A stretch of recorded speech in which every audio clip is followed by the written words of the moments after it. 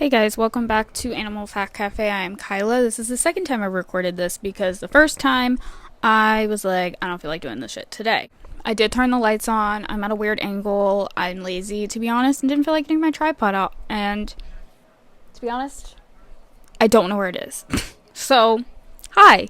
We're going to be talking about some slow animals because when I think of summer, I think of taking it slow, chilling outside in the sun, and what better way to match that energy than talk about some slow-ass animals.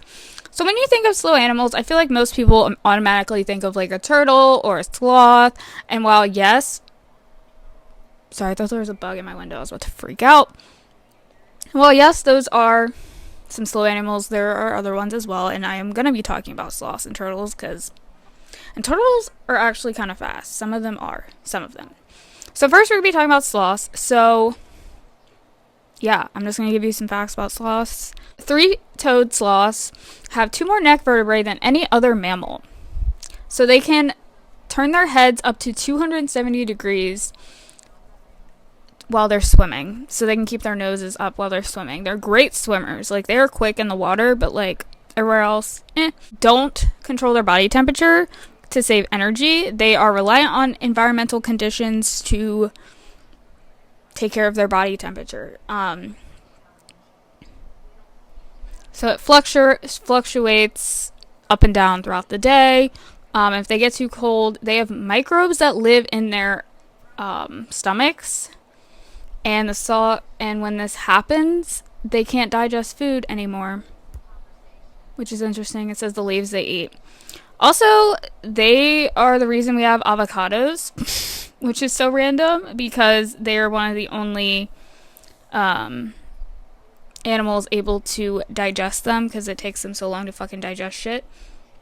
And also, I've noticed, like, if you've seen pictures of sloths, they have algae on their back, and that is actually a symbiotic relationship, meaning it does not hurt the sloth and it doesn't hurt the algae. So it says sloths have a protection for the algae, and sometimes it provides minerals and nutrients to the sloth for living on its back. Also, sloths are weird. They only poop once a week, and when they do, they lose up to 1/3 of their fucking body weight in one sitting. Back to avocados. This episode's all over the place. This is my fucking ADHD for you. So the extinct giant sloths, ground sloths, were some of the only mammals that could digest avocados. That's what I said. So they may be the reason we have avocados. I don't know how I feel about avocados. Sometimes the texture grosses me out, and sometimes it's just not good. I like guacamole, but it depends on who makes said guacamole. But I just can't get behind guacamole on toast. I've tried it, and it makes me gag. So, sorry, I would not fit in very well in, like, LA. So, the giant tortoise that lives in the Galapagos spends 16 hours resting. That sounds fucking amazing. Just like a giant cat. They can survive without food or water for a year. Crazy. Also, they have little buddies that sit on them, little Galapagos finches, and these finches will pluck off bugs that are on them and eat them. So it's food and protection, or it's food for the bird, protection for the tortoise. They lay 2 to 16 eggs that are the size of a fucking tennis ball, and these eggs incubate in the sun, which is really cute. And they hatch around 130 days. I feel like that's a long fucking time. Something interesting I found too is seahorses are slow as fuck, which kind of makes sense considering they have those teeny tiny little fins. So some interesting thing about seahorses. Everybody knows the males get pregnant. I feel like that's pretty common. They are monogamous though, meaning that they stay together and don't fuck around with other seahorses.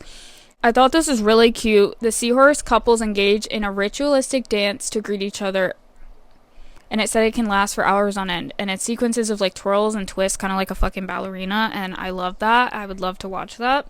Could you imagine like dating someone and every morning they just do a ritualistic dance for you? Honestly, I don't like speaking in the morning, so I would prefer that over being like, good morning honey, how did you, like, don't fucking talk to me until 11 p.m. They are the slowest moving of all fish species because of the tiny fin. Look at me, I'm so smart. And in the one in the middle of their backs, they're only able to propel themselves. So they can't really, like, swim. They can, like, push themselves, but they can move up and down and side to side and back and forth. And they wrap around their tails around their mates so they don't lose each other. And that reminds me of, like, the thing with the sea otters where they hold hands so they don't lose each other. It's fucking cute. They will wrap their tails around things to hold on so they don't get whisked away by whatever the fuck. I'm talking way too fast. Wow. Last but not least, this one is crazy. The slow loris. So the slow loris is this terrifying looking fucking thing. And they are one of the only venomous primates. They are the only venomous primates. They are arboreal, meaning they live in trees, and yeah. They typically only come down to the forest floor to poop. Why is that with, that's same with fucking sloths? That's weird. I guess, I mean, that makes sense. Could you imagine them pooping up high and just, like, knocking out an animal on the ground with their shit? That'd be bad. So, they are found in South and Southeast Asia, and they are the only venomous primates. So, they have little patches under their armpits that are bare, and it secretes oil, so when they're scared, they will lick this oil, and when it combines with their fucking saliva, it creates enough venom that could kill small mammals. They're also very good at hunting. That's why they're called the slow loris. They move very fucking slowly to catch little insects and tiny little invertebrates or not invertebrates, vertebrates. I'm struggling today.